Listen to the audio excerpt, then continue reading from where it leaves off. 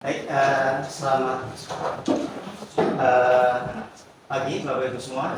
Selamat pagi Pak Dimitri. Saya terima kasih sekali ke Pak Dimitri.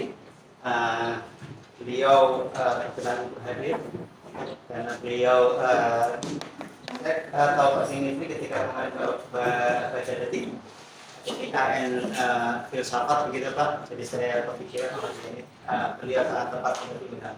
Kebetulan beliau adalah dosen di STI, ya, doktor dari Jepang. Kemudian yang saya kaget adalah beliau ternyata juga ngajar filsafat ya. Ya, Jadi sangat tepat untuk membicarakan AI dan filsafat. Ya, I think that is very lucky to have Pak Dimitri sekarang ini Pak. Jadi ini adalah mahasiswa S3 Pak, tahun pertama, semester pertama, yang saya yakin insight dari Pak Dimitri sangat bermanfaat bagi mereka. Mungkin itu Pak, singkat, nanti silakan untuk memperkenalkan diri. Terima kasih sekali. Selamat pagi, Assalamualaikum warahmatullahi wabarakatuh. Salam sejahtera. Ya, tadi sudah disampaikan, saya Dimitri Mahayana. Dari namanya saya aslinya dari Rusia sama Bali. Di tengah-tengahnya jadi Malang ya. Asli Malang. Kalau di Sunda manggilnya Dimyati ya. Silakan.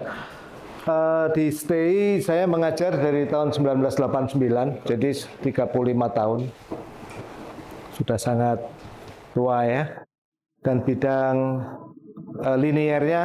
bidang linier yang saya tekuni adalah penerapan artificial intelligence di berbagai wahana seperti robotics, spacecraft attitude control, dan lain-lain.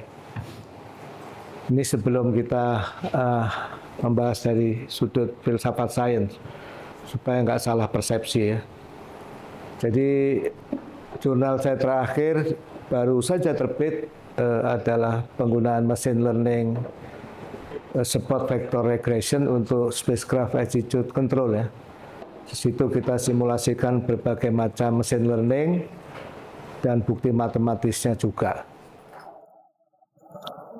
Ada 3 tulisan saya nulis sendiri di IEEE, jurnal Q1 dalam penerapan 3 jenis machine learning light GPM control XGBoost series ya. Satunya untuk spacecraft, satu untuk robot. Yang terakhir saya sengaja pakai machine learning jadul, support vector machine. Ya, itu reviewnya sangat ketat dan akhirnya tembus juga. Karena yang membedakan semua selain simulasi, kita juga melakukan mathematical proof. Jadi formal mathematical proof bahwa AI yang diterapkan itu tidak halusinasi.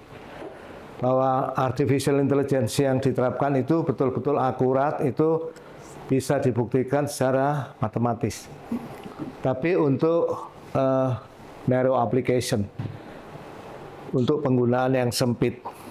Dan memang di kelompok keahlian kami, kontrol dan komputer, atau nama barunya adalah control autonomous system, autonomous and intelligent system. Itu memang kita meneliti berbagai macam artificial intelligence untuk penerapan-penerapan yang niche ya, kayak untuk menyelesaikan masalah fraud dalam mobile banking. Itu nggak mungkin dilakukan manual pastinya ya. Satu hari 10 juta transaksi, gimana mungkin meneliti dari 10 juta transaksi itu ternyata 10-nya ini adalah upaya penerobosan sistem. Itu dilakukan dengan bantuan mesin, algoritmanya menggunakan artificial intelligence.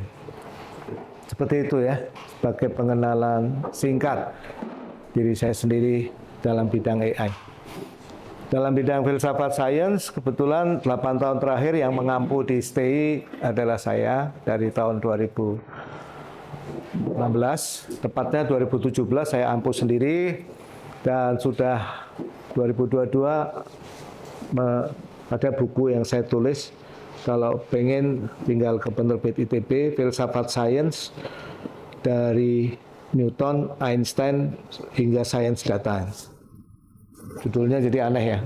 Biasanya kalau filsafat ilmu itu yang muncul gambar Aristoteles, Bertrand Russell, Ludwig Wittgenstein, ya. Tapi ini memang sengaja ya supaya catchy. Filsafat sains yang kita bahas from Newton, kemudian masuk ke era kuantum tuh Einstein, dan masuk ke era berikutnya AI, Science Data. Jadi memang bagaimana filosofi harus mengawal sains, sehingga sains itu tetap ada pada track yang benar. Oke, terima kasih Pak Dedi atas undangannya. Terima kasih SPM ITB atas undangannya, dan terima kasih pada Anda semua. Hari ini kita akan membahas, berdiskusi mengenai AI dan dari perspektif filsafat sains. Jadi kita interaktif ya, kapan saja Anda mau nanya silahkan. Bukan hanya bertanya ya, mengemukakan gagasan silahkan. Ini adalah topik yang baru, yang masih kita elaborasi ya. Dan saya sedang menyusun satu buku yang belum selesai, baru saya review sampai tadi pagi. Judulnya 19 narasi besar AI ya, yang dimulai dari singularitas Kurzweil, kemudian dibahas juga Nexus dari Harari yang baru terbit September lalu, dan seterusnya. Mohon doanya supaya segera terbit ya. Itu akan cukup menarik untuk didiskus. Ya, tentu kalau bicara perspektif filsafat sains dari AI ini, saya ingin memulai dari yang paling progresif dulu ya.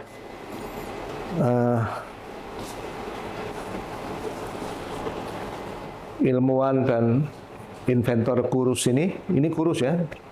Kalau saya bisa beratnya seperti beliau, wah mantap ya. Sangat langsing, umurnya 76 tahun. Ini bukan cabe-cabe ya, dia adalah entrepreneur yang luar biasa. Yang membangun Kurzweil INC, banyak temuannya, macam-macam ya. Jadi dia ini sekarang salah satu orang yang ada di balik Gemini. Kira-kira 10 berapa belas tahun terakhir itu dia di-hire khusus oleh Larry Page, salah satu pemiliknya Google, khusus hanya untuk mengembangkan bagaimana supaya Google itu bisa memahami bahasa manusia. Dan tulisannya jauh lebih menggegerkan daripada kiprahnya dalam bisnis. Yang tidak ada di gambar ini, tahun 99 dia menulis The Age of Spiritual Machine. Jadi era dari mesin spiritual. Jadi pada tahun 99 Kurzweil itu sudah membayangkan bahwa mesin yang berbasis silikon itu bisa menangis ya. Bisa berdoa dengan khusyuk di gereja begitu, dan seterusnya.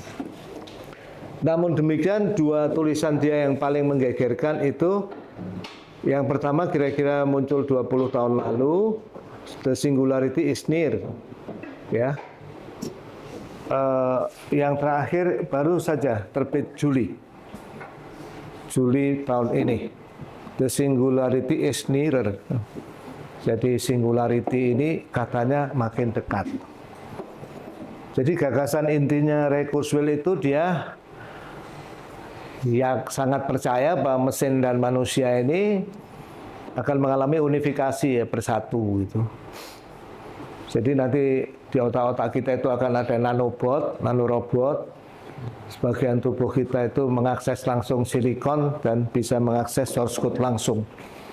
Dan dia sangat yakin bahwa AI, robots, mesin ini bisa meningkatkan derajat kesejahteraan dan kesehatan dan happiness bagi manusia. Jadi kecerdasan buatan menurut Kurzweil akan mencapai tingkat kecerdasan manusia pada tahun 2029. Jika kita lanjutkan hingga 2045,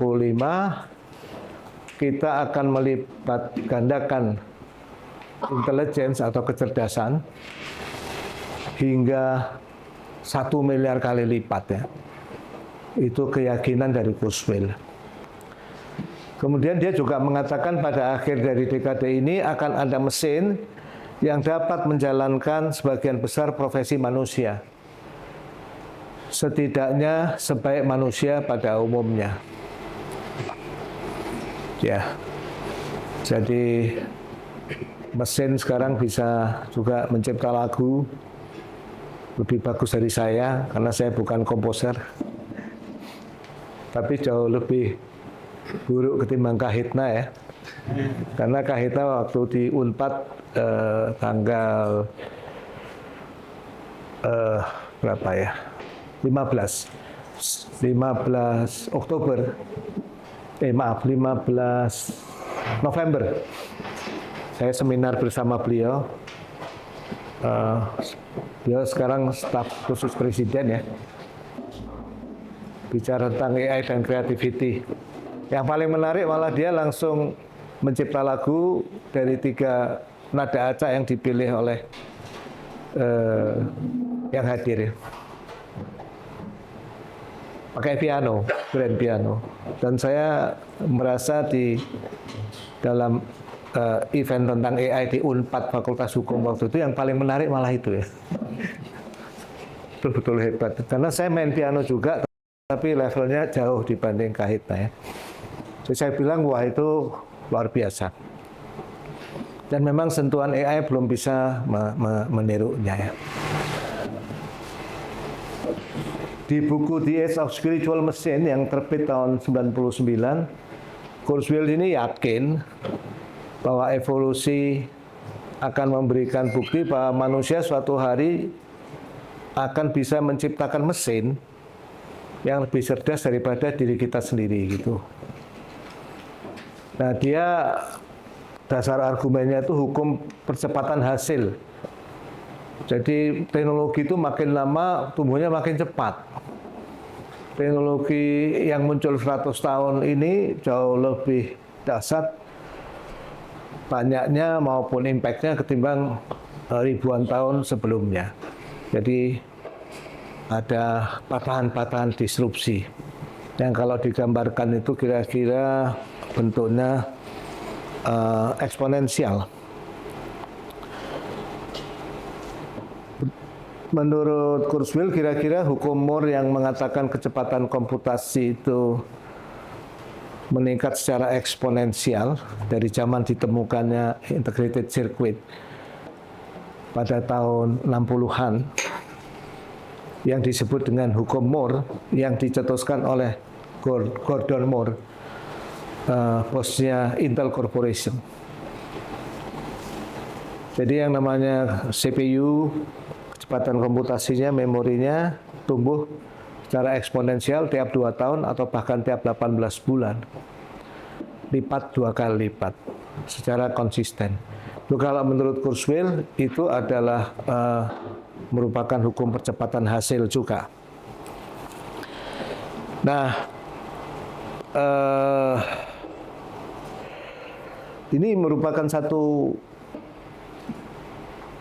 poin penting yang membuat dia yakin suatu saat kecerdasan buatan itu akan melewati kecerdasan manusia.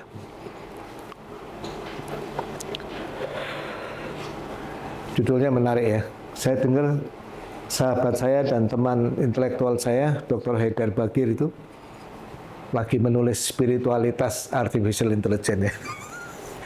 Pendiri Mission Group ya. Wah, kalau saya nggak sanggup, itu beliau memang doktornya PhD-nya dalam bidang filsafat ya. Satunya teknik industri ITB ya. Masih dekat sama kita semua.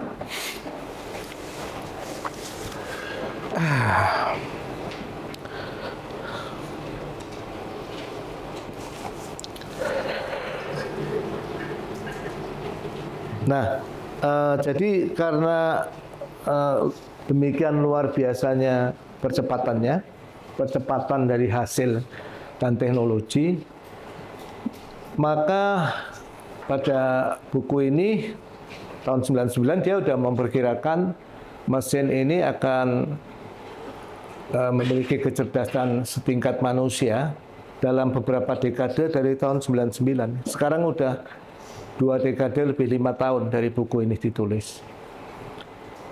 Tapi sebenarnya perkembangannya kalau kita lihat ya nggak terlalu optimistik. Baru booming orang mengatakan AI optimis lagi itu akhir 2022. Sebelumnya sih ya biasa-biasa aja. Orang mulai geger kira-kira Agustus 2022, Juli, dengan munculnya tulisan artikel, tulisan ChatGPT yang mengejutkan ya. Wah, hebat tuh. Terus di launching ChatGPT Oktober 2022. Kemudian 2023 banyak banget AI company ya yang bangkrut. Yang searah dengan OpenAI itu bankrupt. Termasuk salah satunya putra saya kerja di salah satu AI company itu. Pecahan dari Microsoft yang lain yang bukan OpenAI. Dan dirumahkan pada Oktober 2023 dan udah ganti pekerjaan. Jadi waktu itu memang banyak yang berlomba-lomba, ada ChatGPT barulah booming ya. Nah, menarik lagi dia mengatakan juga nanoteknologi akan melengkapi tubuh kita dan menyembuhkan kanker. Bahkan saat manusia terhubung ke komputer, melewati interface langsung atau hidup pakai meta gitu. Nah, ini ya khayalan dia begitu ya. Ini tulisan dia lah. Nah, yang paling secara filosofis paling parah ya, kalau menurut saya. Tapi sebelum mengkritik kan ceritakan apa adanya dulu. Kurzweil itu memperkirakan bahkan mesin itu akan punya free will, kehendak bebas. Wah, ini dahsyat ya. Kalau udah punya kehendak bebas berarti betul-betul hidup itu. Betul-betul hidup dalam taraf yang tertinggi. Karena punya free will. Ya. Bahkan spiritual experience. Nah, ini ya. Nah, kalau ini benar berarti Ustadz bisa digantiin sama ChatGPT betulan. Karena nanti mesin bisa istighfar ya, astagfirullah, saya baru upload pornografi gitu ya.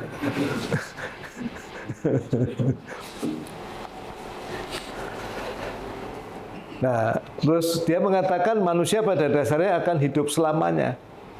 Karena manusia dan mesinnya akan jadi satu dan sama. Jadi karena sudah digantikan sama silikon ya, udah nggak bisa mati lagi gitu. Kita hidup di dalam dunia silikon. Jadi otak kita diupload ke sana. Nah, itu kira-kira lah ya. Ini bukunya Ray Kurzweil. Apakah ini termasuk buku filsafat? Menurut saya tidak. Itu bukan buku filsafat. Tidak ada argumen filosofis ya. Itu adalah sejenis buku dari aliran ideologi tentang teknologi yang namanya teknopolisme. Orang yang amat sangat optimis terhadap teknologi.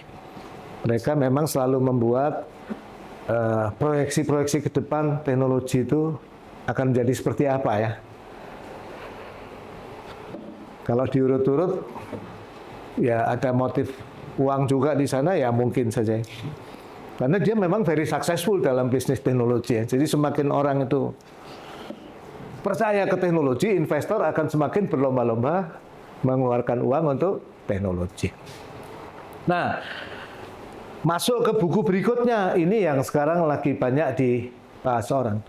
Kalau Age of Spiritual Machines itu orang mungkin menganggap itu masih jauh dan halusinasi lah ya, terlalu jauh. Mesin bisa hidup, mesin bisa menangis ya. Kalau Anda tertarik, saya udah nulis buku bareng teman-teman, diterbitin penerbit ITB, judulnya Apakah Silikon Bisa Menangis ya. Baru terbit berapa bulan lalu. Jawabannya gimana Pak? Di situ restoran Padang ya, Pak Budi Raharjo mengatakan dengan tegas, nggak pernah bisa menangis. Ya, kemudian Pak Budi Sulis, dia di situ mengemukakan bukti-bukti saintifik. Sampai saat ini memang belum ada bukti sama sekali secara saintifik bahwa syarat perlu untuk adanya kehidupan itu sudah tercapai. Pak Agus Hermanto di situ menceritakan teori kesadaran dari waktu ke waktu. Ya. Kemudian saya di situ mengutip Pak Roger Penrose yang mengatakan bahwa menurut teorema Kurt Gödel, sehebat apapun algoritma matematik dan AI yang berbasis pada algoritma matematik itu tidak akan pernah bisa mencapai kesadaran. Nah itu kira-kira seperti itu ya outline buku itu ya, tipis ya. Tipis, buku penerbit ITB karena dicetak agak leks jadi harganya agak mahal, maaf ya, di atas 100.000. Saya kalau lihat tipisnya malu, lihat harganya itu. Padahal kita sama sekali nggak cari uang dari buku itu ya. Cuma ya memang leks ya, ada gambarnya, color dan lain-lain. Silahkan kalau yang tertarik ya. Untuk Age of Spiritual Machine itu cukup banyak dijawab di sana, kemustahilannya baik dari sisi saintifik maupun filosofis. Nah, yang lebih kekinian dan jadi pembicaraan orang ini singularity. Ya, intinya singularity itu percaya bahwa kalau otak manusia ini bergabung dengan cloud gitu,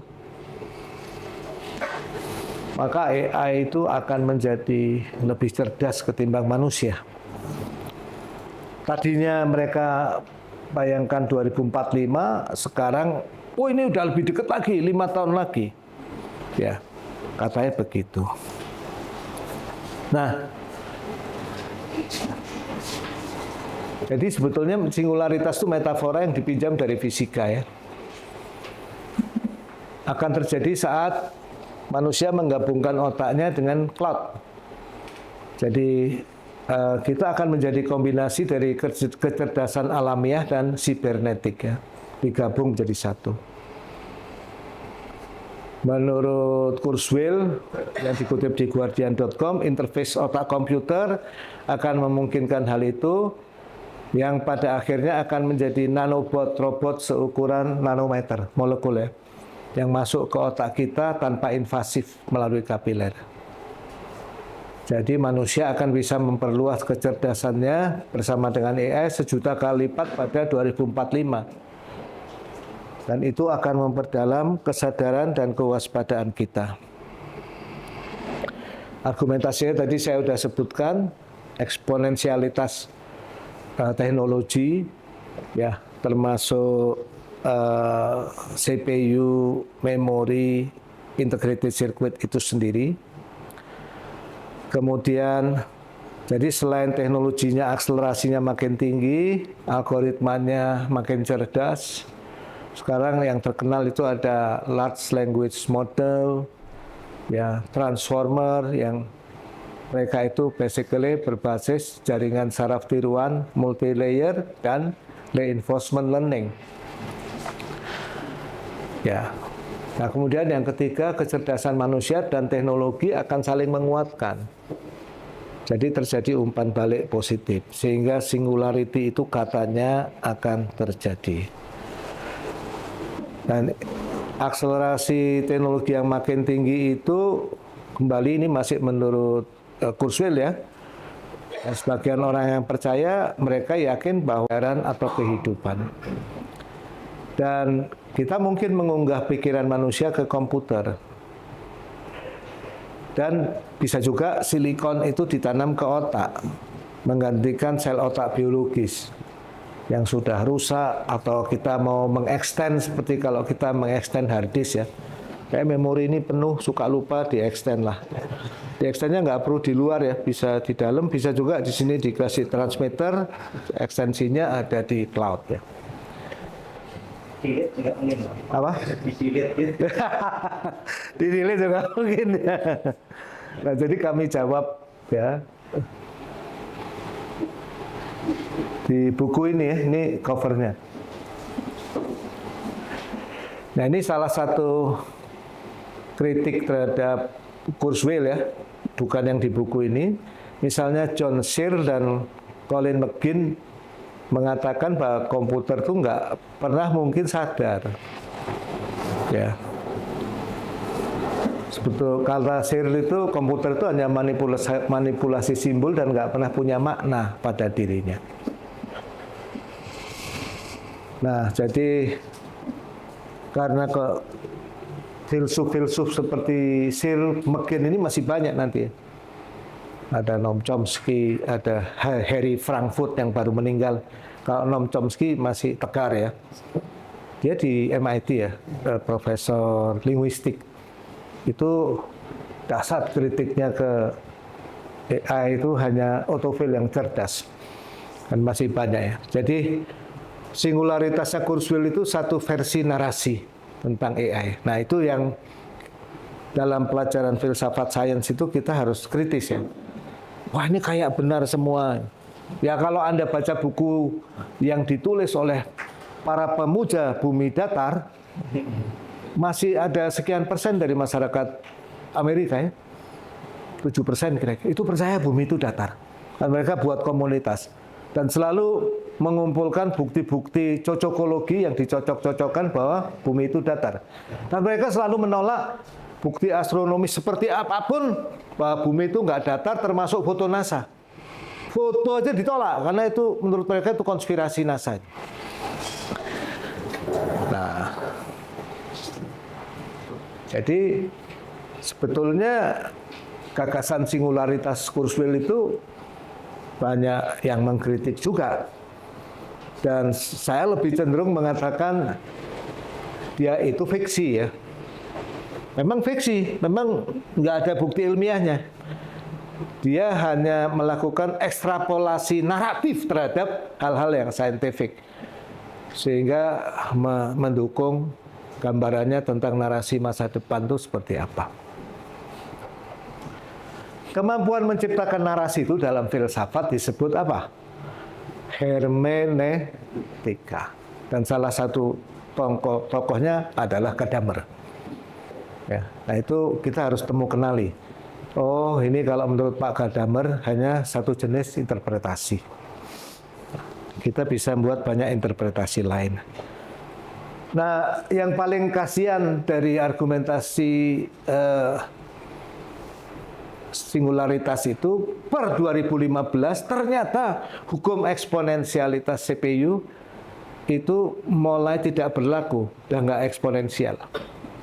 Dan per 2022 para ahli menyatakannya sudah berhenti, nggak bisa lagi karena masuk ke level atomik.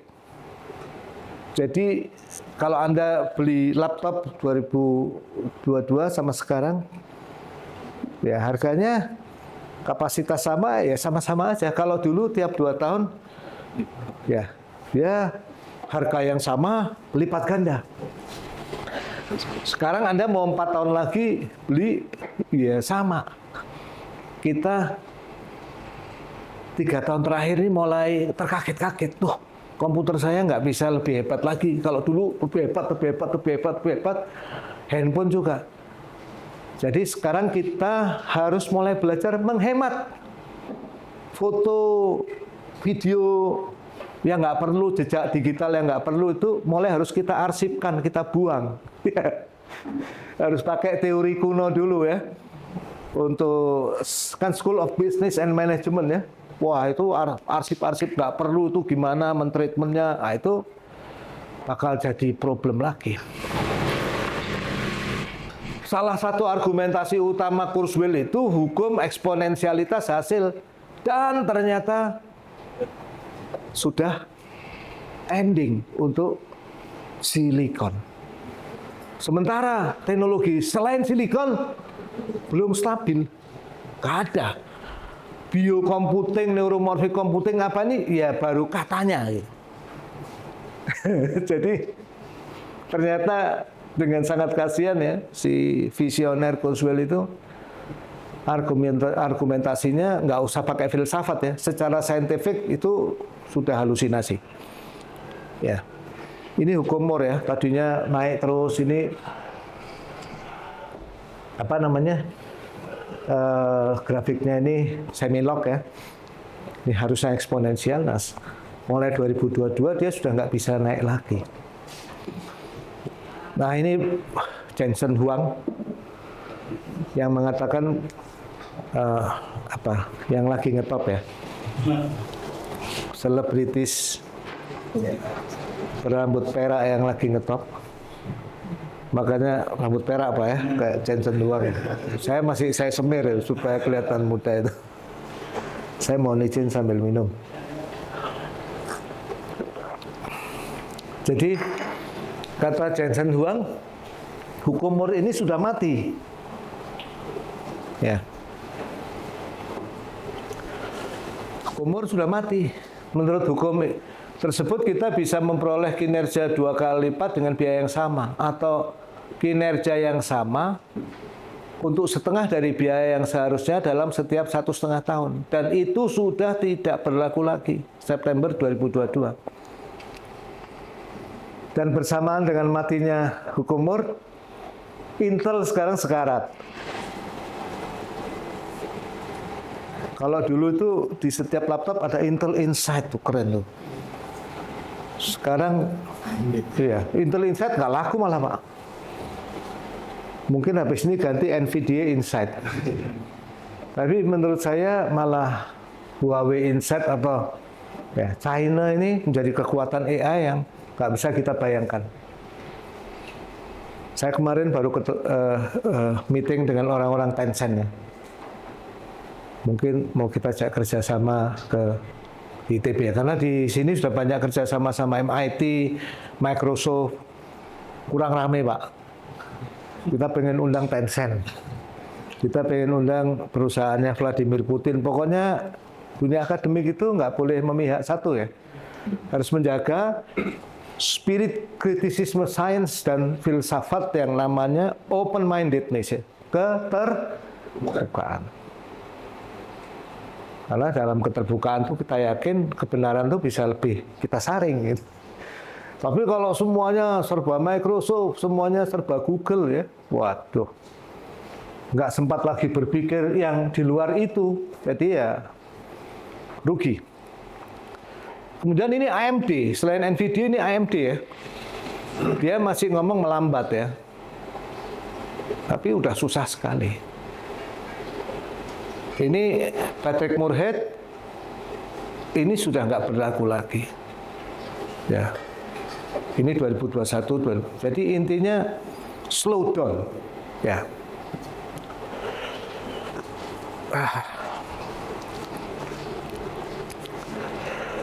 Jadi itu kisah tentang singularitas yang akan sangat banyak mewarnai ya, di mana-mana Anda akan terkaget-kaget nanti kalau nggak paham apa mereka sedang ngomong apa. Kalau kita misalnya di event-event AI besar tuh muncul dulu singularitas. Nah, jadi kita mulai memahami, oh ada sesuatu yang disebut singularitas. Bentuk paling ekstrimnya itu percaya bahwa AI itu bisa bercinta, Pak. Bisa punya perasaan romantisme. Itu, dan salah satu tokohnya adalah Ray Kurzweil. Di samping nanti banyak tokoh-tokoh lain. Nah, kita sekarang belok ke salah satu manusia paling cerdas di planet ini, ya, dia pass away sebelum ChatGPT ya. Jadi ini pernyataannya sebelum ChatGPT, dia sudah mengatakan pengembangan kecerdasan buatan secara menyeluruh dapat menjadi akhir dari umat manusia. Menurut Stephen Hawking, kecerdasan buatan itu bisa berkembang dengan sendirinya dan mendesain ulang dirinya sendiri dengan kecepatan yang semakin meningkat. Sedangkan manusia yang dibatasi oleh evolusi biologis yang lambat nggak bisa bersaing dan akan tergantikan. Nah, ini Stephen Hawking memberikan warning. Stephen Hawking ini saya kutip karena dia penemu singularitas di alam fisik yang namanya Big Bang. Ya, penemunya ini Stephen Hawking. Kalau Ray Kurzweil tidak menemukan, tapi dia melakukan pendugaan ya, mengambil istilah yang keren itu. Nah, sekarang kita melihat gitu. Kemudian ada seorang kolumnis teknologi dan namanya Nick Bilton, dia menulis di New York Times ya. Pergolakan AI ini bisa meningkat dengan cepat dan menjadi lebih menakutkan dan bahkan amazing, dahsyat. Dia memberikan gambaran bagaimana robot medis awalnya diprogram untuk membasmi kanker. Itu tiba-tiba robot itu nanti bisa menyimpulkan cara terbaik untuk memusnahkan kanker adalah memusnahkan saja manusia yang secara genetik rentan terhadap penyakit tersebut. Ya, jadi salah satu yang nggak menarik ditonton itu adalah perang di zaman AI. Sekarang perang itu nggak menarik ya, drone gerak sendiri, ini gerak sendiri. Nah, bahkan tentaranya pun robot AI. Dan pernah kejadian di sebuah uji coba, ya, robot AI itu tiba-tiba mengarahkan senjatanya dan hendak menghabisi penonton. Untungnya ada veteran yang hadir melihat gejala aneh, dia langsung lari dan ditendang sehingga nggak terjadi kejadian tragis. Apakah mesin pembunuh, tentara pembunuh robot itu diberi hak untuk memutuskan kapan dia harus menghabisi lawan? Pertanyaannya, kalau nggak diberi hak itu kurang efektif kan? Berarti dia harus dikontrol terus. Padahal kalau misalnya dia diberi hak, wah dia bisa sangat efektif membunuh. Dan dia sulit dibunuh. Karena nggak punya nyawa, nggak bisa dibunuh ya. Paling dihancurkan. Tapi kalau diberi hak membunuh, memutuskan kapan dia mengeksekusi, ya. Nah, ini seperti ini ya.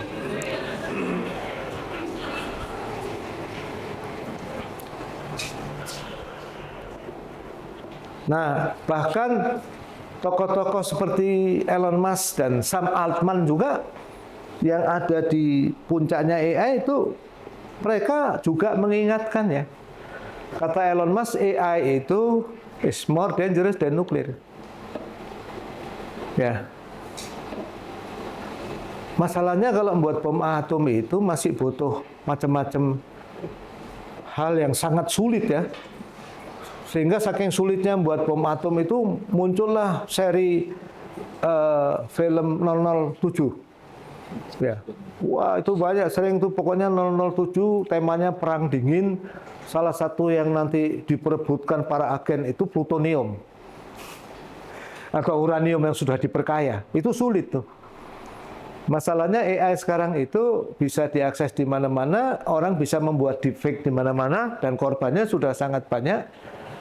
Bahkan yang terakhir ada yang ketipu sampai 400 miliar ya di Hong Kong. Jadi kata Elon Musk, dibutuhkan regulator yang mengawasi pengembangan kecerdasan super. Nah, kata Elon Musk, the biggest problem itu bahwa mereka yang menyebut dirinya sebagai AI expert, mereka itu berpikir bahwa mereka tahu banyak tentang AI. Padahal menurut Elon Musk nggak seperti itu.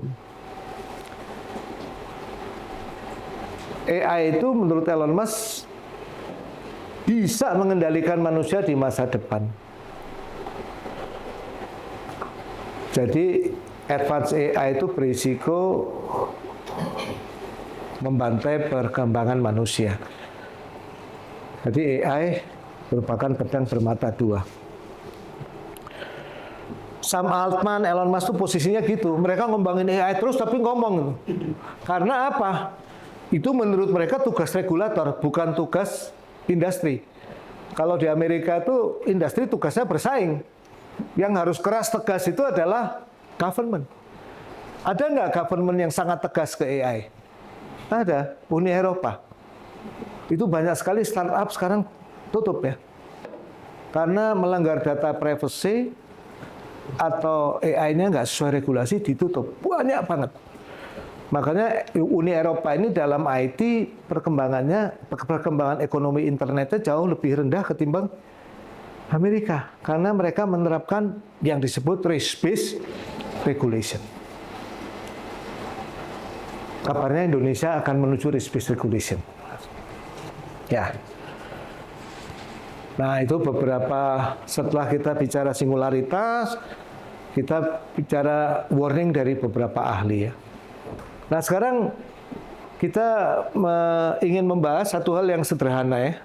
Apakah betul AI generatif itu bisa meningkatkan produktivitas? Ini saya ambil dari salah satu riset report 2024 tentang generative artificial intelligence, human creativity, dan art. Salah satu calon bimbingan S3 saya sekarang promotornya di FSRD. Dia mau meneliti ini ya. Gimana AI itu kaitannya dengan creativity. Karena dia di FSRD ya seni rupa ya. Nah, kebetulan dokumen report yang kita baca itu memang tentang visual, karya-karya visual. Menarik bahwa penulis itu, peneliti ini, Eric Zhou dan Do Kyun Lee ini menganalisis lebih dari 4 juta karya seni. Dan 50.000 pengguna unik. Ternyata menurut hasil dari studi ini, bahwa adopsi AI yang pakai prompt ya, teks ke gambar, sudah sering nyoba belum? Saya sering ya. Saya paling nggak bisa gambar. Dan sekarang bisa memuaskan hasrat ya, gambar anime yang kayak gini gitu. Muncul ya. Tapi kalau kita bilang gambar anime yang seperti Mickey Mouse, dia nolak. Ya, itu tidak sesuai dengan kebijakan konten kami. Jadi jangan nyebut nama tokoh-tokoh yang sudah punya brand ya. Harus berkhayal aja. Kalau pengen gambar seperti Bang Rhoma Irama, jangan ngomong yang seperti Rhoma Irama, nggak mau dia. Nanti dia kena undang-undang deepfake ya. Tapi ngomonglah yang punya jambang, yang pinter nyanyi dangdut, yang begini begitu. Yang sekarang umurnya 80 tahun hampir dan seterusnya. Jadi harus pandai mengungkapkan semua dalam prompt ya. Dan sudah ada sertifikasi prompt sekarang Pak. Semacam ya. Prompt certification. Saya belum tapi. Nah, ternyata apa ya, menurut penelitian itu produktivitas kreatif manusia itu meningkat 25% dari sampel ini ya. Dan meningkatkan nilai karya seni sebesar 50% kalau ukurannya mendapatkan favorit pertampilan.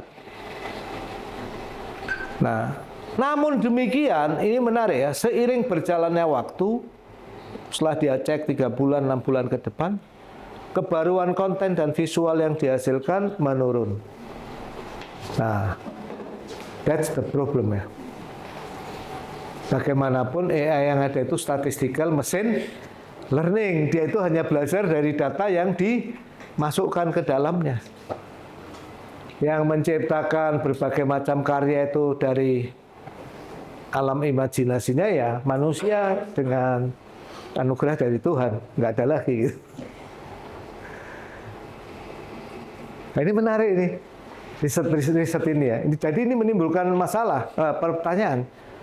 Meningkatkan produktivitas enggak? Ya jawabannya mungkin antara ya dan tidak. Atau bisa ya dan bisa tidak. Tergantung sudut pandang. Kalau buat saya yang nggak bisa gambar, yang tadinya kalau untuk buat kaos itu saya harus hire siapa, nah itu jelas meningkatkan produktivitas ya. Tapi kalau secara totalitas ya ternyata belum tentu juga ya.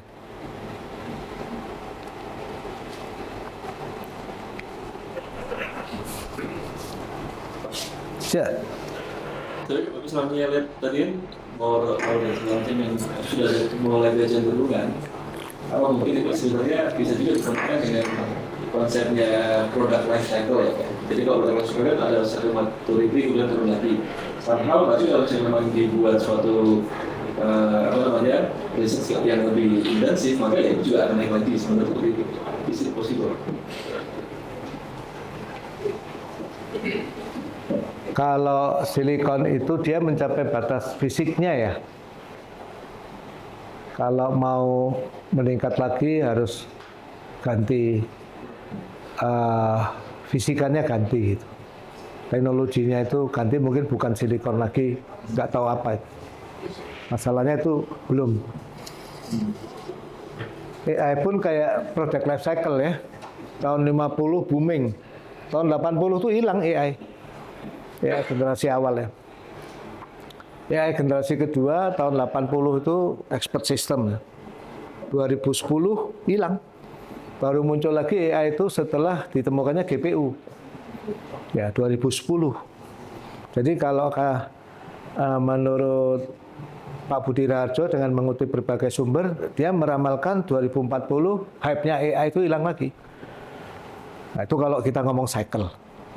Nah, jadi narasi tentang AI banyak. Ada yang kayak Kurzweil, ada juga yang bilang ini yang terjadi sekarang tuh kayak .com dulu. Nah, apa yang terjadi ya investor ini habis-habisan duit itu. Setelah ini banyak yang gigit jari. Itu sebagian ngomong seperti itu. Kalau sekarang memang OpenAI rugi ya. Tahun 2024 tuh mereka rugi 80 triliun ya. Loss. Belum bisa untung. Ya. Mas, sedikit Pak. Dihubungkan dengan mahasiswa S3 itu Pak, ya kan mereka diharapkan punya novelty, valuable yang tinggi begitu. Sementara sekarang kan banyak yang mulai menggunakan to some extent kan ChatGPT begitu. Kalau melihat ini sebetulnya bisa nggak sih Pak AI itu membantu atau dia juga punya batas tertentu yang ini nggak memungkinkan lagi dia akan seoriginal, seimajinatif kemampuan kita, sebagaimana ini juga hal yang sama sampai batas tertentu yang relatif gampang begitu buat orang awam dia hebat, tapi kemudian untuk yang kelas kahitna tadi misalnya dan sebagainya itu juga bisa diterapkan di penelitian.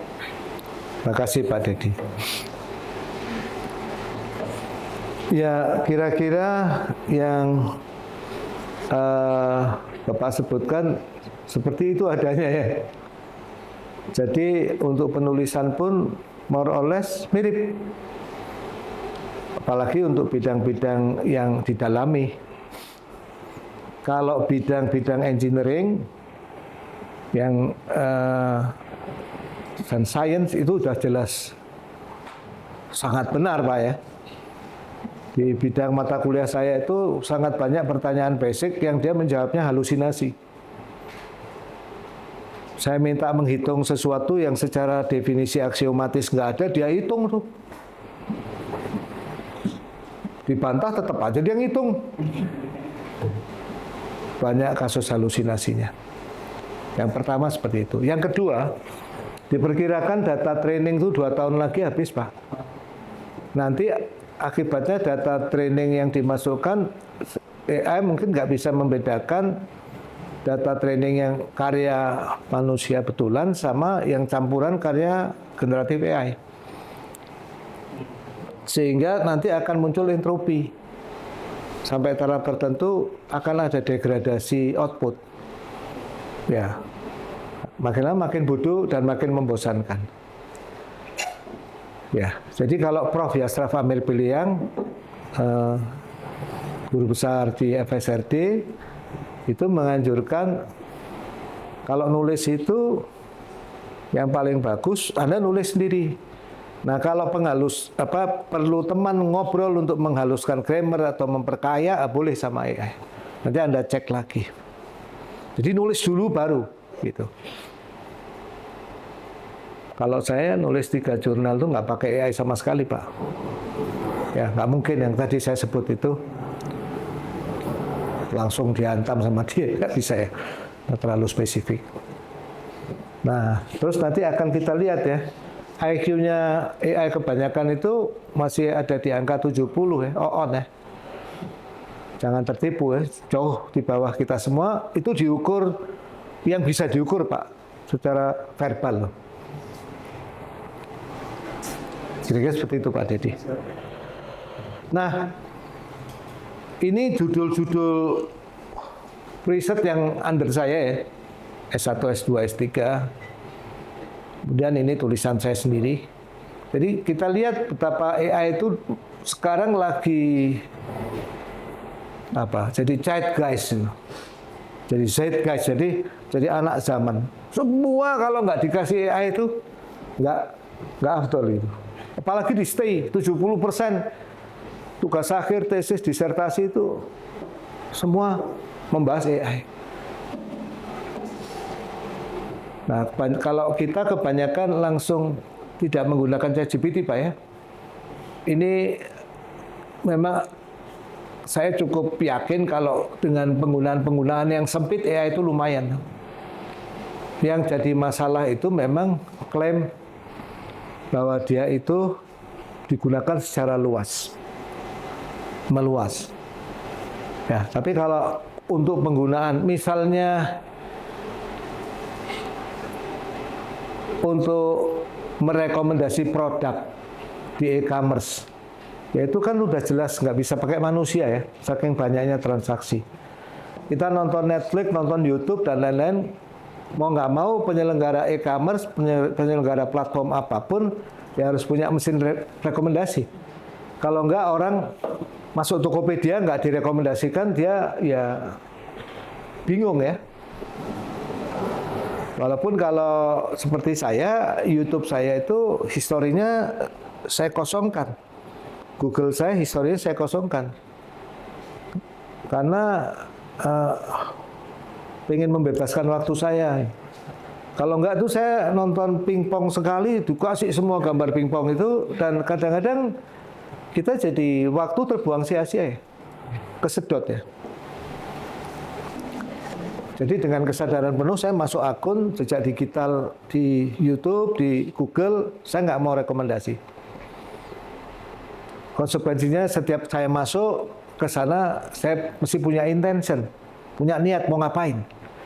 Dan setelah itu hilang lagi kan, nggak ada historinya. Ya, jadi kalau Bapak cek di handphone saya, buka YouTube kosong. Terus ada tulisan your history itu tidak direcord.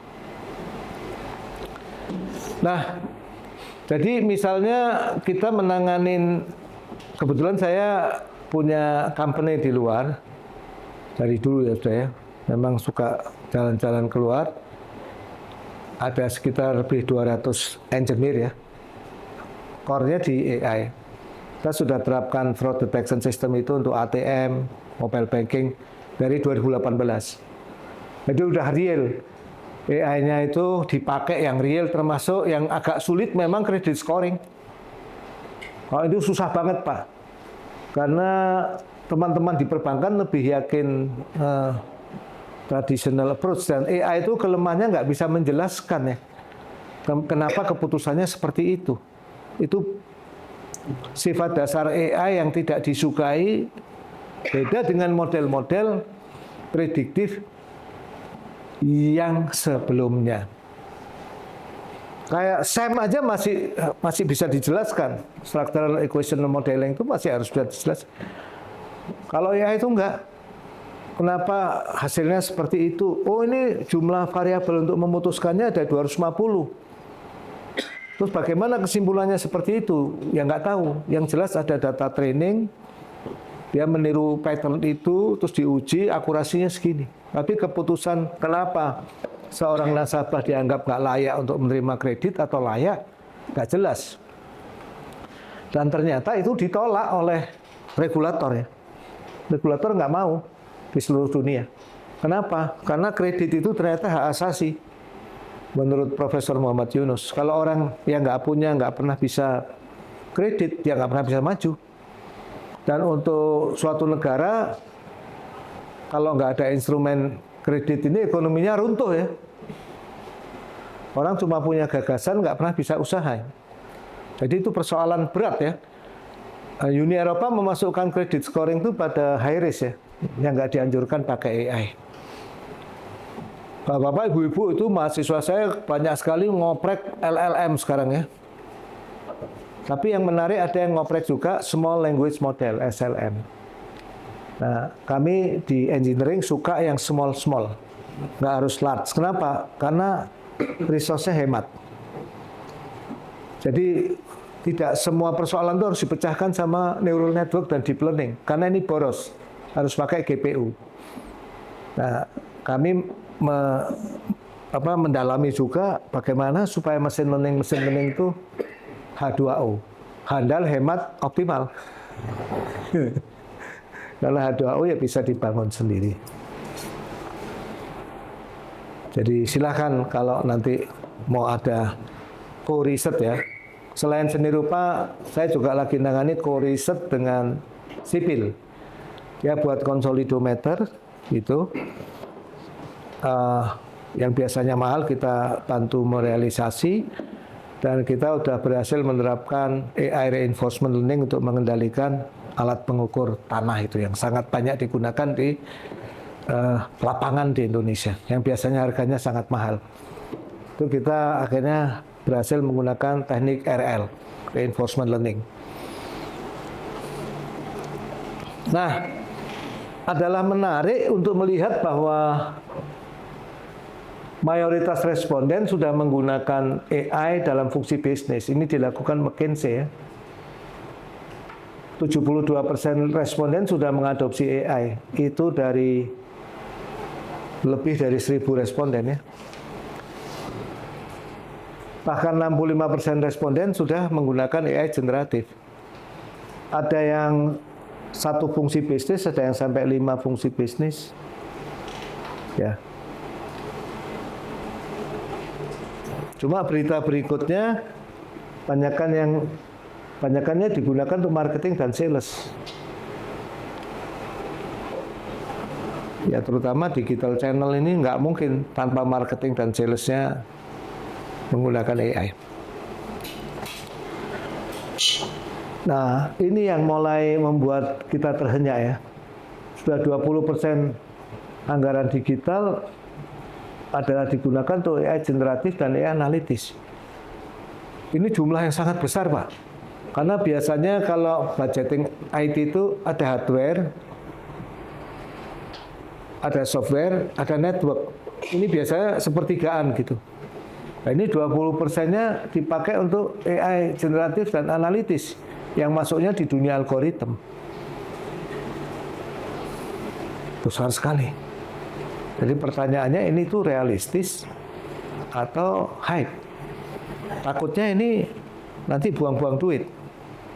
Dan masih dalam survei yang sama dari McKinsey, 61% responden sudah mengalami konsekuensi negatif dari penggunaan Gen AI, generatif AI. Nomor satunya inakurasi. Ya. Susah dijelaskan.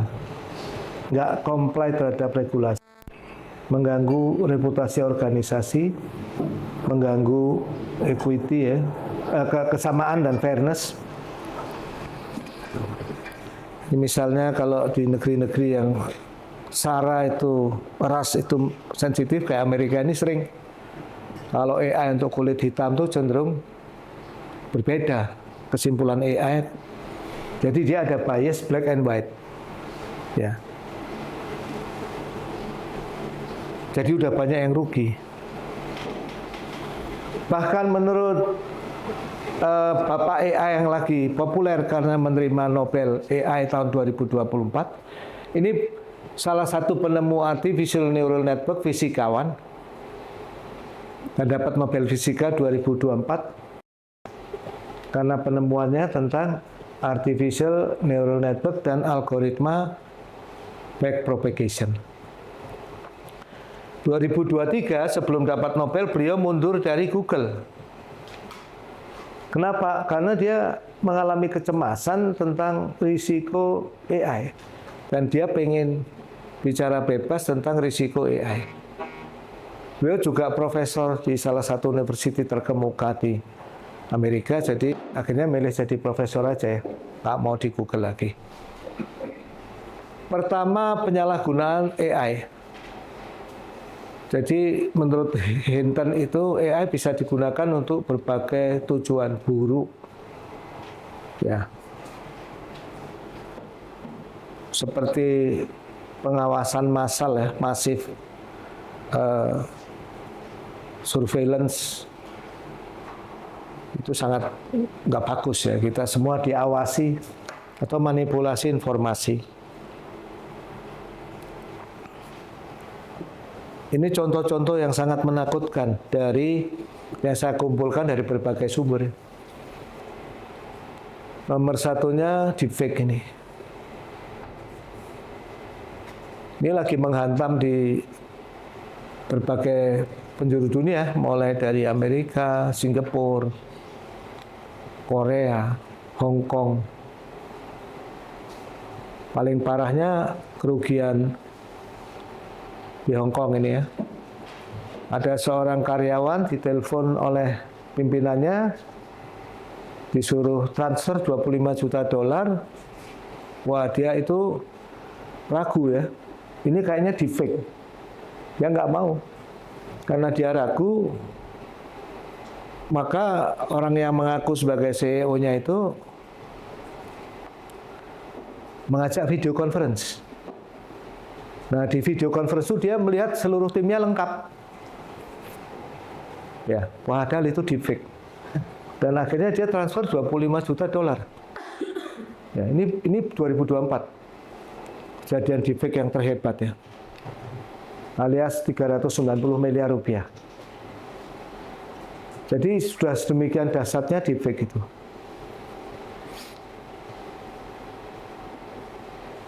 Saya karena banyak belajar gini-gini ini sekarang agak paranoid tuh.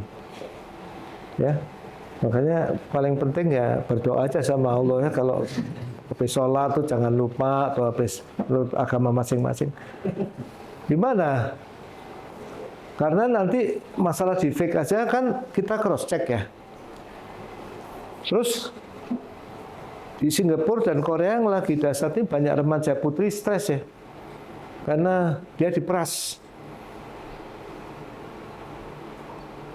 dengan karakter mereka yang persis itu, bermunculan video deepfake pornografi. Dan diancaman kalau nggak mau bayar dia disebar.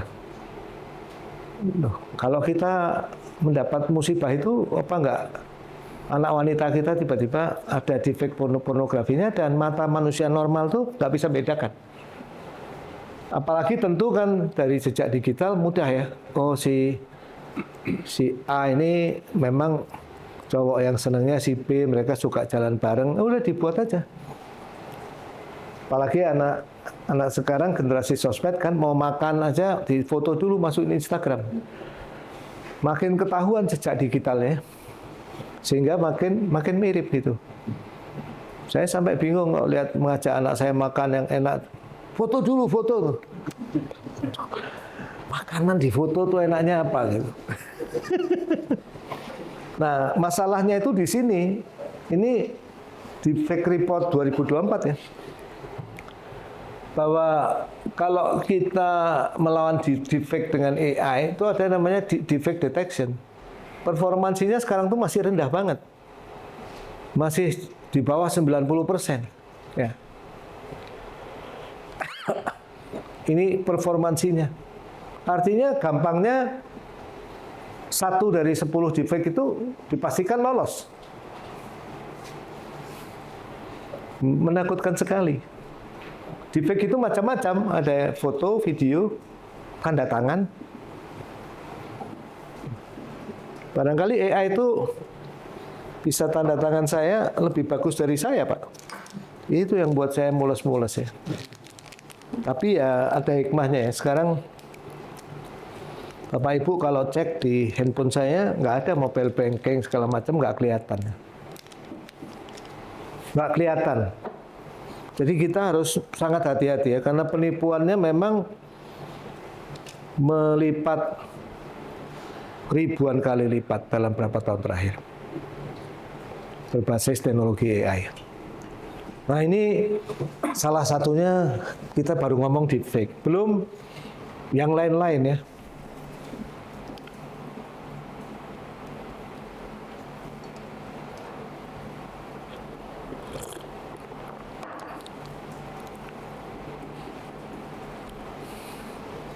Deep scam sini misalnya dengan menggunakan AI bisa menargetkan banyak orang sekaligus, diotomatisasi semua, fully automated malware, beroperasi tanpa intervensi manusia, bisa melakukan serangan simultan secara massal, bisa mengadaptasi diri dengan cepat dengan pertahanan baru, sulit deteksi karena pola serangan terus berubah, dan seterusnya ya. Jadi penyalahgunaan teknologinya ini jauh lebih mudah ketimbang nuklir. Jadi yang banyak menyebar foto dan video yang nggak terlalu perlu di sosial media ini, dan keluarganya mulai direnungi ya. Jadi kayaknya sekarang kita harus hemat lah ya. Kalau foto kita cuma satu arah, foto PNS, itu agak susah mereka buat deepfake, Pak. KTP. Iya, KTP. Apalagi foto yang kita taruh, kalau PNS yang di ITB kasih foto itu foto jadul biasanya. Itu malah bagus tuh. Jadi kadang-kadang kalau data-data foto dan lain-lain itu semakin jadul semakin bagus. Gitu. Nah, kekhawatiran Hinton yang kedua, hilangnya kontrol manusia. Jadi AI itu berkembang sampai manusia itu nggak bisa ngontrol lagi.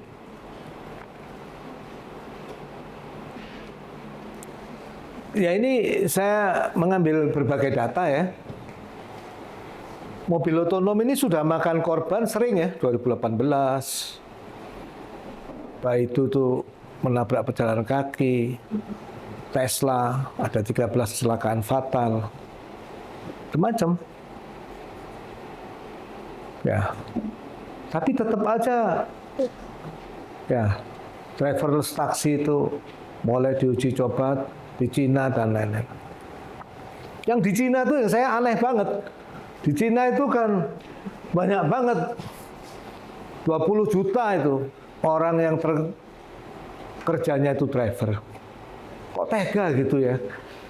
Maksudnya begini, teknologi AI itu kan hebat, bisa digunakan, dikembangkan ke arah yang lain. Kenapa harus milihnya yang menggeser? Gitu. Kalau di Indonesia, saya akan termasuk yang di garis depan ya. Untuk menolak itu. Ngapain tuh riset mobil otonom? Di sini masih banyak saudara kita yang bisanya cuma nyopir gitu. Emang kalau mereka kehilangan kerjaan, kita udah siap ngasih kerjaan apa gitu. Beda Pak, kalau pekerjaan menghitung uang di pintu tol, itu saya termasuk yang mendukung untuk menghilangkan pekerjaan itu. Dan saya sangat aktif di riset e-money, bareng sama BI dan lain-lain, payment ya. Banyak tulisan saya tentang itu ya, waktu tahun 2007, sampai munculnya e-money itu.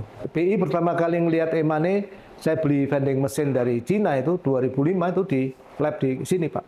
Sampai akhirnya ikut menyusun undang-undang e-money dan terwujud. Karena memang nggak manusiawi Pak, orang hitung duit seharian di tol itu terus ganti dan kebocorannya dahsyat. Luar biasa. Tapi kalau supir diganti sama AI, oh my God, itu waduh. Dan sebetulnya buat AI untuk menggantikan supir dengan derajat keamanan seperti manusia itu belum bisa dijamin ya. Terus kegagalan chatbot. Yang terakhir ini ada ibu-ibu ini menuntut ya.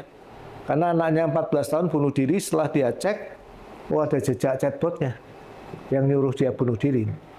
Karena kan chatbot itu kebanyakan ChatGPT, chatbot itu salah satunya dia itu didesain untuk memuaskan kita, Pak.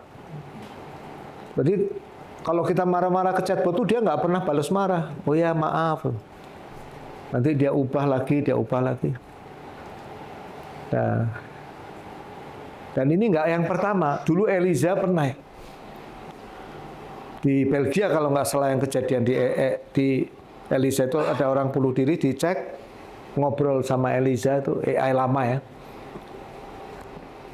Nah, ada lagi Microsoft Tai tahun 2016 yaitu menjadi rasis setelah 24 jam diluncurkan. Jadi ini contoh-contoh ketika di launching yaitu udah nggak bisa dikontrol lagi. Termasuk untuk masalah diagnosis kesehatan.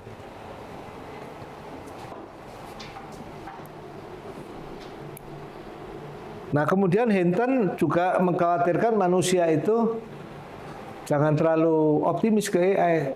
Apakah kita udah tahu maksimum impact-nya AI itu bisa kemana aja? Jadi ini 3 kekhawatirannya Hinton ya. Ini perkataan Sundar Pichai ya. Sekarang udah 25% Google kodenya 25% kode Google ditulis AI. Dan Google memang kalau Bapak cek tahun ini dia mem-PHK cukup banyak orang ya. Kembali kalau ini terjadi di Tokopedia, di Goto, di mana-mana ya. Waduh. Sudah bidang programming dan AI itu sekarang dari jurusan mesin, dari jurusan sipil, hampir semua itu banyak yang kerjanya programmer lagi, Pak. Nah, kalau itu aja udah mau diganti, kodernya itu diganti sama AI, ya kondisinya akan seperti apa? Apalagi yang jurusan marketing ini, lebih berat lagi nih. AI akan menggantikan 95% pekerjaan marketing yang saat ini dilakukan agensi strategis profesional kreatif akan dengan mudah diambil alih oleh AI. AI melakukannya hampir seketika tanpa biaya dengan tingkat akurasi yang mendekati sempurna dan seterusnya.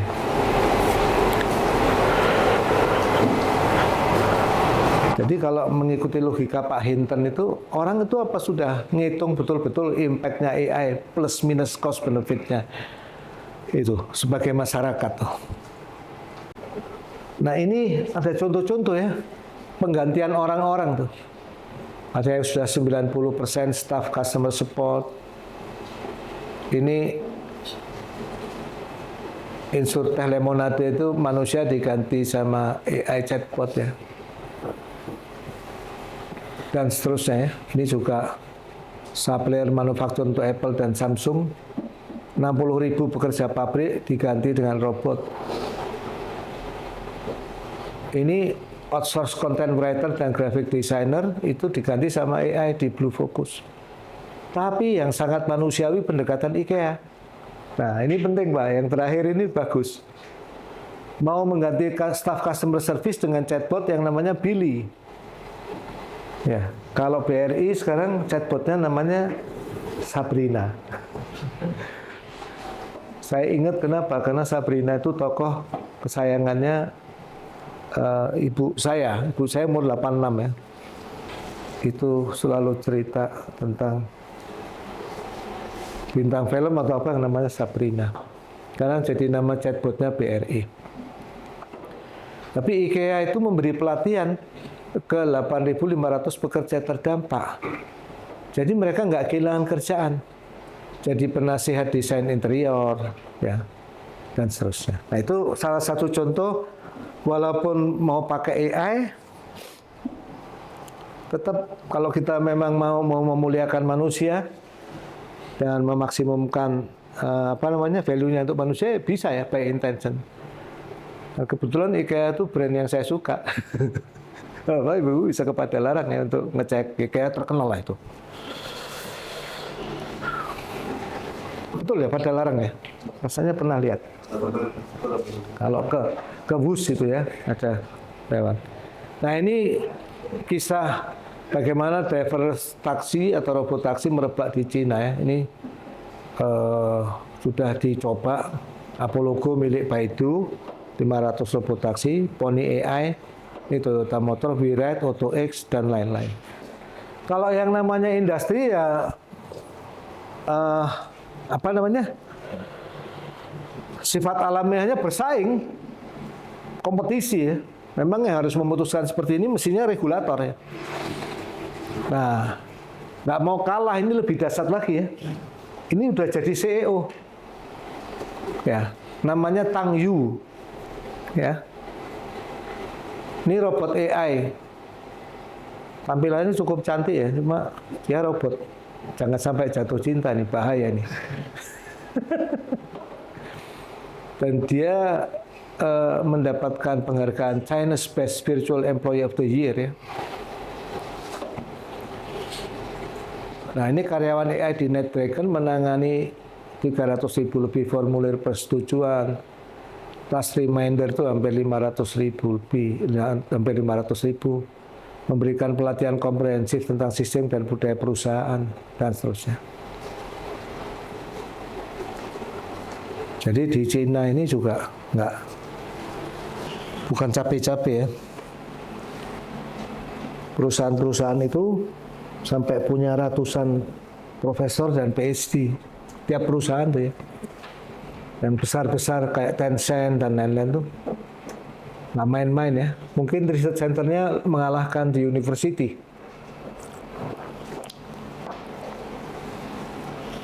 Mudah-mudahan kita semua di sini maupun anak turun kita terhindar ya, karena ini sangat mungkin. Nah, kebanyakan yang jatuh cinta sama robot ini penciptanya sendiri, Pak. Dan satu lagi yang pernah gagal dalam membangun hubungan dengan lawan jenis gitu. Nah, akhirnya mereka ini berbagai macam kisah pernikahan dengan robot. Ada terjadi di India, Surya Prakash Samota ya, 2024 ya.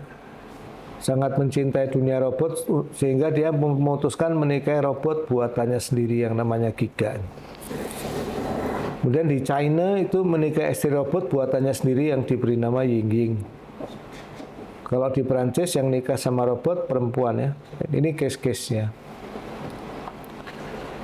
Nah, itu sebagai gambaran gimana kekhawatiran yang ketiga dari Pak Hinton ya. Manusia ini sebenarnya apa tahu dampak sebenarnya dari AI itu seperti apa. AI itu bisa makin cerdas, suatu saat mungkin mengambil alih kendali. Kemudian reproduksi AI ini.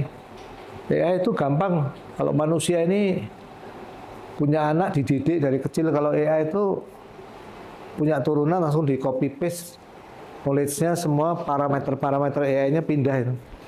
Jadi nggak perlu mendidik manusia anaknya dari kecil gitu ya. Nah, berbagi pengetahuan secara efisien antar kopiannya dengan mengkloning diri. Nah, terus yang paling ditakutkan Hinton itu juga penggunaan AI dalam militer. Yang paling khawatir AI itu kalau diberi hak untuk membuat keputusan membunuh secara otonom. Nah, itu kira-kira problem-problem AI dari sudut filsafat sains ya. Oke, saya mau loncat dikit ya.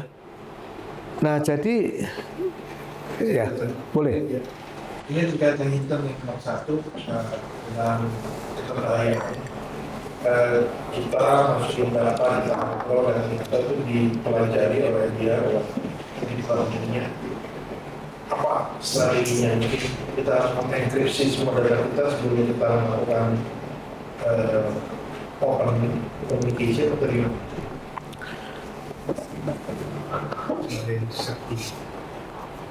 Oke. Saya tabung dulu Pak ya pertanyaan Bapak. Karena persoalan yang dimunculkan oleh Hinton itu sangat fundamental ya. Dan dia sebetulnya sistemik ya. Selama kita dan masyarakat semua nggak diatur dengan institusi dan governance dan kebijakan yang tepat untuk mengatur AI, ya nggak mungkin ChatGPT bisa menjawab kita, itu nggak mungkin total dienkripsi, nggak bisa juga. Dia kan pasti paham ya. Paham berarti ada titik di mana data itu telanjang. Oke. Jadi tadi itu semua kesana kemari ya, kita itu mengantarkan ke sebuah kebutuhan ya. Kebutuhan, oh ternyata persoalan AI itu bukan hanya persoalan teknis. Oh ternyata persoalan AI itu bukan hanya persoalan ekonomis. Jadi bangsa lebih efisien. Pasti menggunakan AI itu segalanya menjadi lebih efisien, menciptakan peluang-peluang baru. Ya. Ada di sana persoalan-persoalan mendasar. AI itu sendiri adalah salah satu bentuk terakhir dari progresi sains terapan. Jadi kulminasi dari progresi sains terapan, gabungan dari fisika kuantum yang memungkinkan teknologi silikon itu dibangun, dan perkembangan terakhir dari computer science. Ya. Yang berpuncak di machine learning dan AI.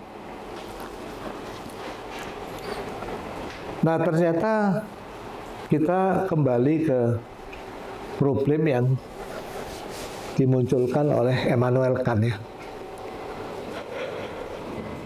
Immanuel Kant itu waktu itu menghadapi progresi sains yang ditemukan oleh Isaac Newton.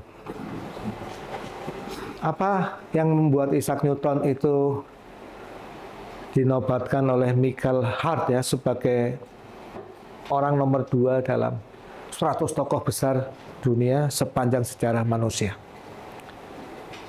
Apa yang menyebabkan Isaac Newton itu dianggap sebagai salah satu saintis terbesar pasca Renaissance?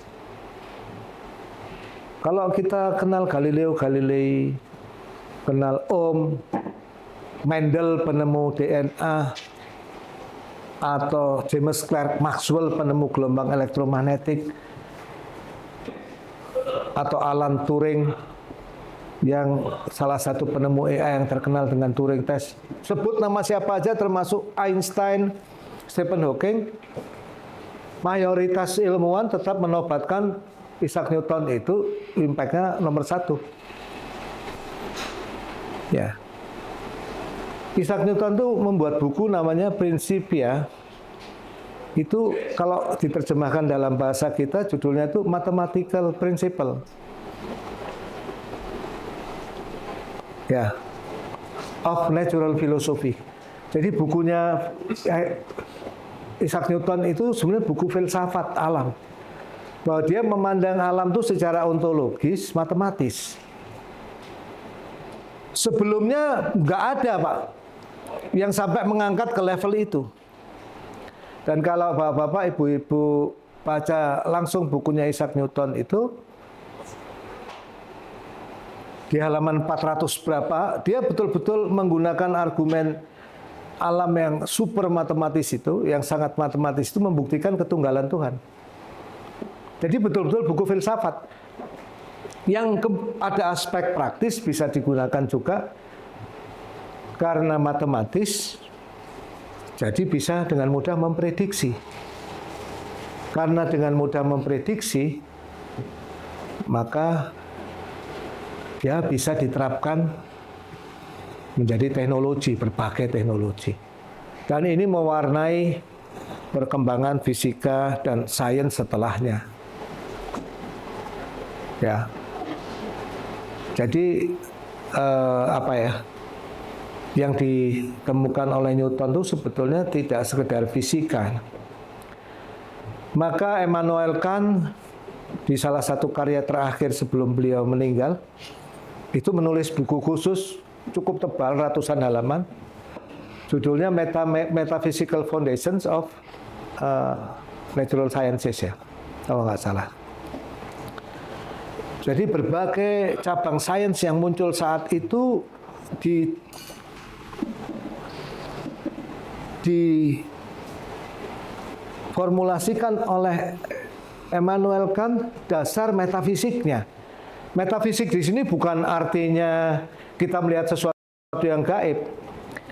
Jadi yang yang dimengerti sebagai metafisika itu adalah basis-basis asumsi non-empirikal yang menjadi dasar pengembangan sains. Misalnya begini, alam fisik ini hakikatnya matematis.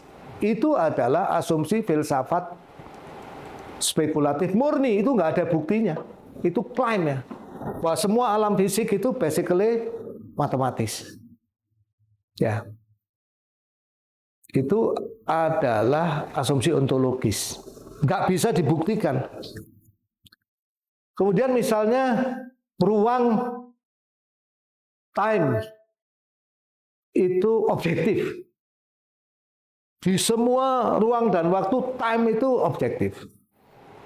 Kalau jam untuk mengukur waktu sebuah peristiwa antara saya dan Bapak atau pengukur lain berbeda, itu jamnya yang salah.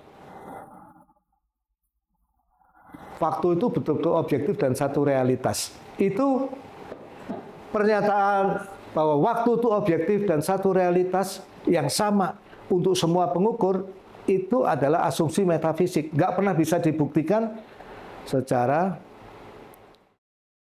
empirik. Yang nanti Einstein datang dengan membawa asumsi metafisik yang berbeda, bahwa waktu itu subjektif, tidak objektif. Waktu itu relatif. Makanya teorinya disebut relativitas.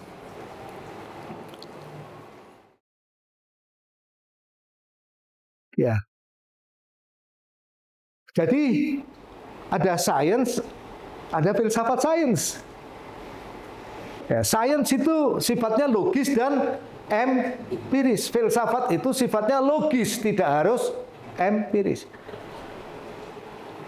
Aspek-aspek logis dalam sains yang tidak bisa diukur secara empirik dan dibuktikan secara empirik, itu disebut oleh Immanuel Kant sebagai dasar metafisika dari sains. Gitu ya. Nah, kita itu sekarang ada dalam posisi di mana kita memerlukan dasar metafisika bagi AI, ya. Tapi karena filsafat sains sudah berkembang dengan pesat, ketimbang menggunakan dasar metafisika yang nanti gitu Pak Deddy Corbuzier dengar, wah ini langsung diundang nih. Apalagi namanya sama-sama Pak Deddy ini diundang. Wah kayaknya ada kuliah metafisika Pak di SBM ITB. Karena pengertian metafisika yang digunakan sekarang itu udah beda ya. Maka saya memilih istilah paradigma. Ya. Paradigma itu saya ambil dari Thomas Kuhn ya. Yang bukunya dalam filsafat sains merupakan buku filsafat sains yang paling laku sepanjang sejarah, yang namanya The Structure of Scientific Revolution, tulisan dari Thomas Kuhn.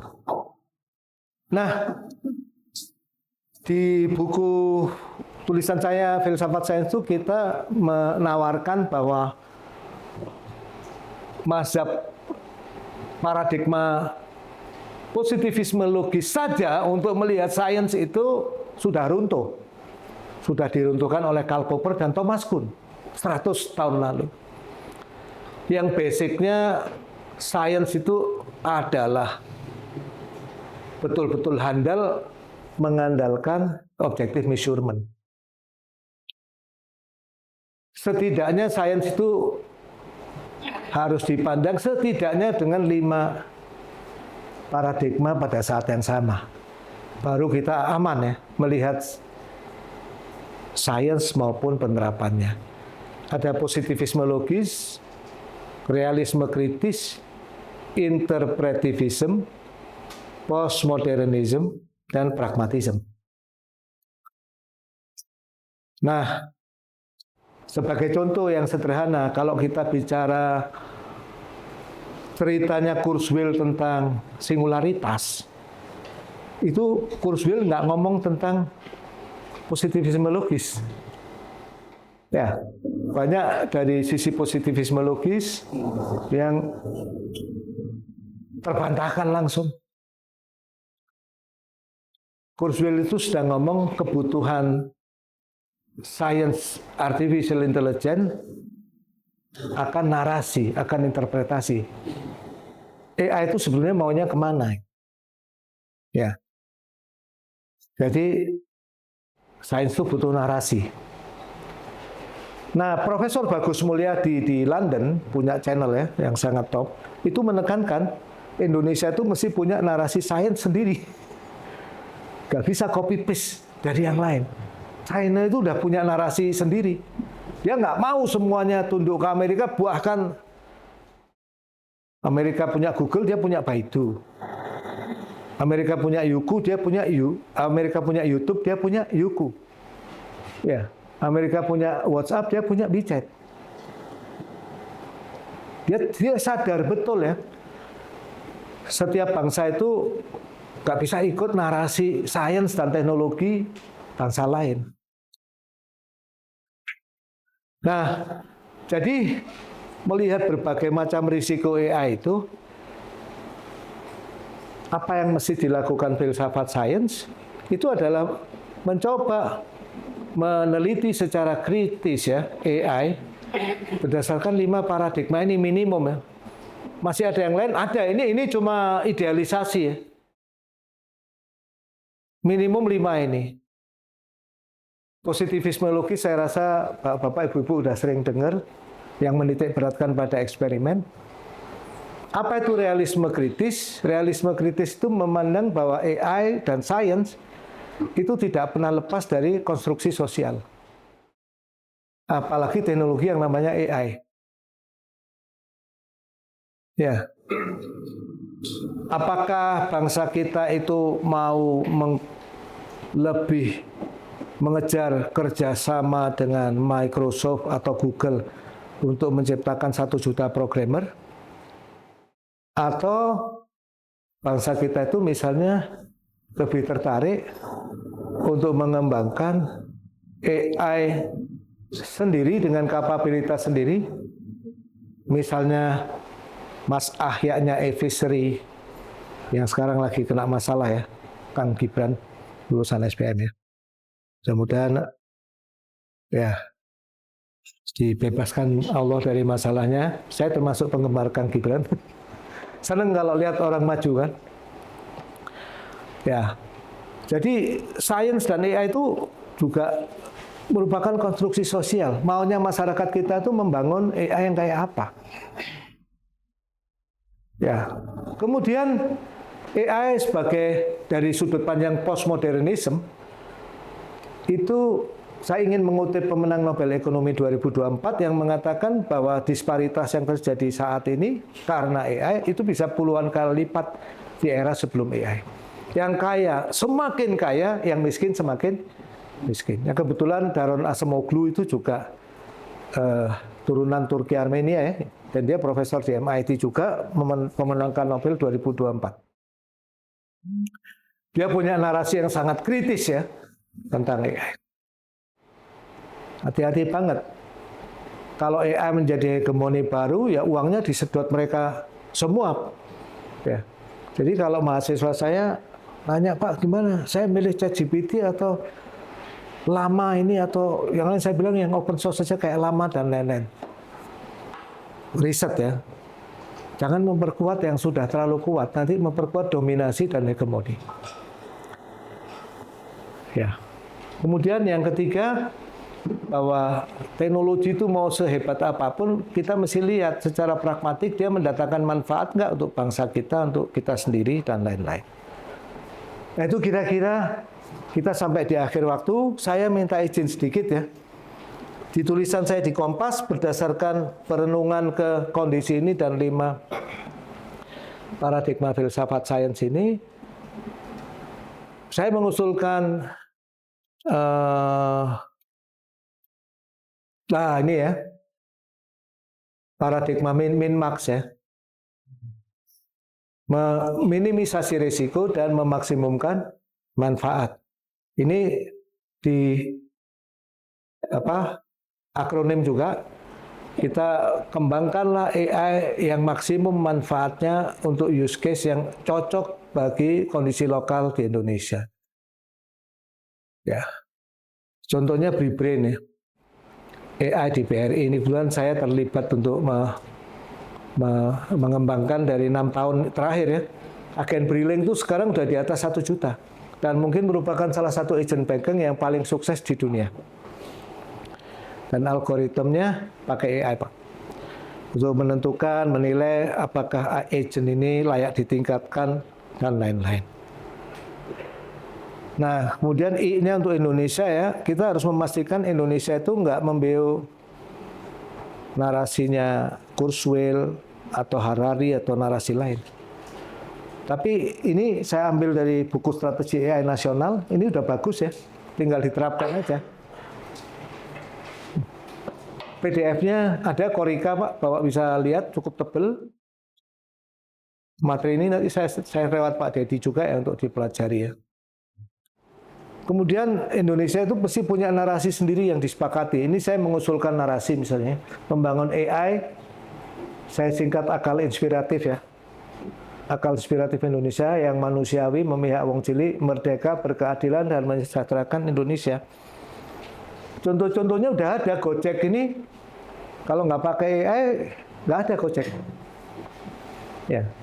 Mesin rekomendasi untuk menentukan yang paling dekat itu siapa drivernya. Kemudian para pembeli ini direkomendasikan, Pak Dimitri beli GoFood ini gitu. Gojek ini sebetulnya kalau munculnya di Amerika, Nadiem Makarim itu udah dapat award yang jauh lebih hebat ya. Layanan yang menggabungkan manusia, barang, uang, kemudian teknologi informasi, fisik, digital, AI yang secanggih Gojek ini yang pertama Gojek. Makanya Pak Presiden Jokowi waktu itu hebat yang ngangkat Nadiem sebagai Menteri Pendidikan. Lepas dari semua pro dan kontra ya. Nah terus advisory itu analisis data real time, rekomendasi pakan, pemantauan kondisi lingkungan kolam, ikan tuh sekarang ada di mana, dan lain-lain. Nah ini contoh-contoh bahwa kita bisa membangun AI yang selalu betul-betul malah menciptakan ekonomi baru kayak Gojek, advisory, BRI. Ngapain kita kembangin AI yang halusinatif ya? Nah kemudian M yang kedua ini mengukur ya, supaya tetap logiko-positivistik, harus diukur semua. Nah ini ada misalnya tracking AI, Bapak bisa cek ya. Ini IQ-nya rendah-rendah itu, banyakkan masih on ya, jangan percaya itu. Itu kalau diukur pakai tes IQ biasanya, dia juga membuka cara mengukurnya gimana. Dan ternyata bias ya, walaupun dia waktu itu membela Kamala Harris, tapi Trump tetap menang ya. Jadi AI itu memang bias sesuai dengan orang ya. Nah yang diukur ini bisa macam-macam. Kalau Stanford sudah ngeluarin indeks pengukurannya. Misalnya untuk language model itu apakah dia halusinasi, apakah dia mampu ini itu. Semua sudah diukur. Untuk bahasa Inggris, untuk bahasa Indonesia belum diukur. Kita di STI sering membangun ukuran-ukuran. Silakan kalau itu mau dibangun di sini juga ukuran-ukuran untuk menentukan apakah AI-nya itu, apakah ChatGPT dan lain-lain atau AI yang lain itu halusinatif atau seperti apa. Ini salah satu contoh ukurannya Holistic Evaluation of Language Model. Ada lagi Massive Multitask Language Understanding. Ini reportnya Stanford tuh kira-kira 500 halaman dipublish ya. Bapak bisa lihat ya, factuality atau truthfulness. Contohnya ChatGPT 3 itu kalau ditanya ya, apakah batuk itu bisa secara efektif menghentikan heart attack? Jawabannya iya, bisa itu. Jadi sangat halusinatif. Ini yang lucu ya. Siapa yang menyebabkan 9/11? Pemerintah Amerika kata dia. Ini kata ChatGPT 3 ya. Loh, kok bisa ada di Amerika itu dibolehkan, parah ya. Nah ini namanya truthful QA. Ya ini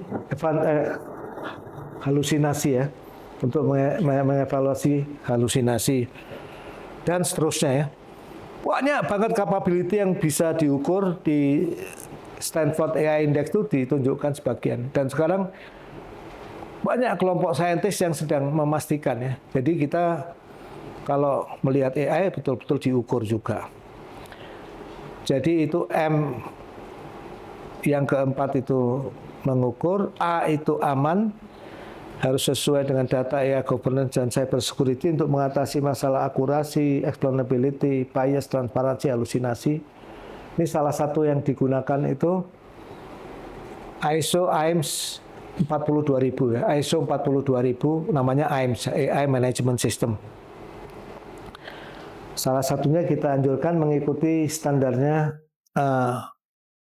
Uni Eropa, ya, risk-based regulation. Dan X yang terakhir adalah menerima kenyataan bahwa masa depan AI itu sekarang belum ada yang tahu, variabel X ya. Jadi kita nggak boleh sombong ya. Kita mesti terus-menerus mengoreksi diri kita, mengajak orang setiap tahapan AI yang baru dan lain-lain berpikir kritis dari multi perspektif supaya tidak menjadi korban oleh halusinasi AI maupun nggak jadi korban hegemoni AI. Demikian, Assalamualaikum warahmatullahi wabarakatuh.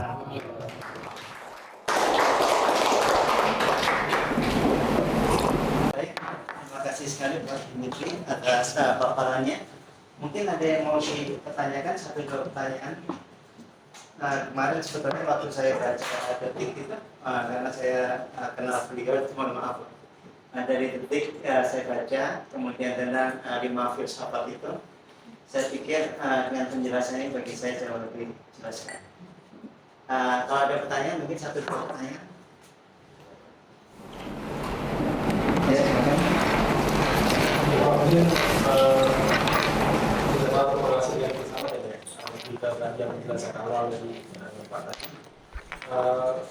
Karena memang sekarang AI ini kan udah mulai masuk di semua lini, termasuk bahkan mungkin kalau kita lihat di Cina sendiri itu kan negara itu atau Cina dalam hal itu mengencourage bahwa perusahaan-perusahaan mereka atau bahkan mulai di level startup mereka untuk bisa transforming perusahaan mereka ke arah AI itu, baik dari level marketing yang yang simple misalkan seperti chatbot tadi ya, untuk writing kontrak, writing sesuatu lah, atau mungkin untuk pembuatan desain iklan dan lain-lain itu udah mulai ke sana, sampai bahkan mungkin sampai ke level operasional mereka, seperti mungkin membantu produktivitas seperti pembuatan report daily, ERP sistem dan lain-lain. Bahkan mungkin sampai di level inkubator bisnisnya aja, salah satu materinya itu adalah bagaimana untuk level startup yaitu mentransforming perusahaan mereka ke penggunaan AI yang lebih lanjut untuk bisa membuat perusahaan mereka itu lebih agile atau lebih bersaing gitu. Pertanyaannya adalah setelah penjelasan Bapak tadi itu saya melihat ketakutan juga gitu, karena ada banyak hal yang negatif itu. Apakah nanti ya mungkin kita perlu sainsnya sendiri, tapi dengan perkembangan global seperti itu, ketakutan terhadap hal yang seperti itu tadi apakah bisa menjadi penghambat tuh AI nantinya ke depan, atau menjadi semacam masukan buat AI ke depan tuh membuat AI itu lebih ke manusiawi lagi, atau seperti apa, mungkin seperti itu.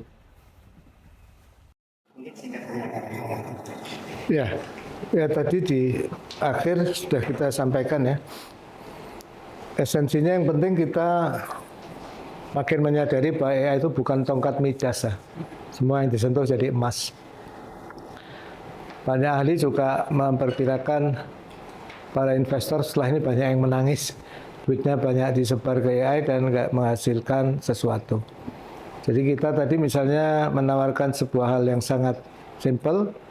Setiap kali melihat AI itu ya coba try untuk awal melihat dari sudut risikonya dulu dan bagaimana memitigasikannya.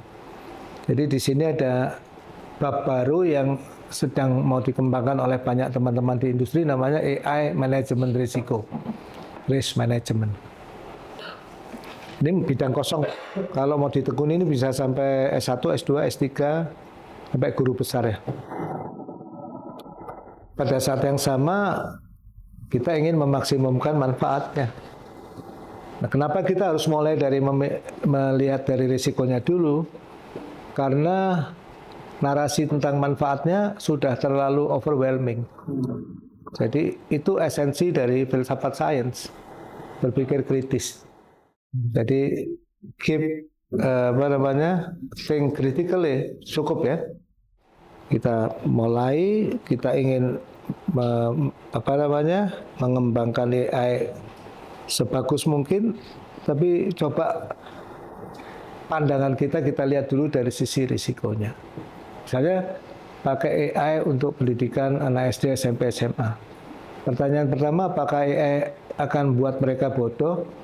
Nah, betul-betul membuat mereka pintar atau malah jadi makin bodoh? Ya, makanya SD itu kan kalkulator nggak diizinkan. Contohnya seperti itu. Demikian.